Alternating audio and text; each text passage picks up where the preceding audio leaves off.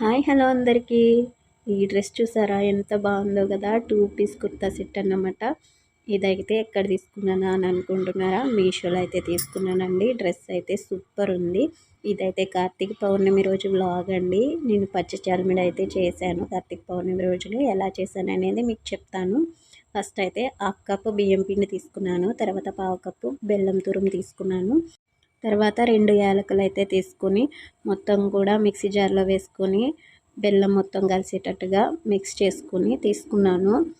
ఇది ఒక ప్లేట్లోకి అయితే వేసుకొని కొంచెం కొంచెం వాటర్ వేసుకొని కలుపుకుంటూ ఉండాలండి. ఎక్కువ వేసేసుకుంటే పలుచగా అయిపోతుంది. వాటర్ ఎక్కువ వేసుకోకండి, కొంచెం కొంచెం వేసుకోండి. అలాగే ఇందులో కొంచెం పచ్చి కొబ్బరి ముక్కలు కూడా వేసుకున్నాను. తర్వాత మొత్తం కలిసినాక ఒక 1/2 స్పూన్ నెయ్యి వేసుకొని కలుపుకోండి. నేను నెయ్యి వేసి కలుపుకున్నాను. క్లిప్ మిస్ అయిందండి. ఓకేనా. మొత్తం వాటర్ బాగా కలిసిన తర్వాత లాస్ట్లో నెయ్యి వేసి కలుపుకోండి. తర్వాత ముద్దలా చేసుకుంటే పచ్చి చలిమిడి రెడీ అయిపోతుంది.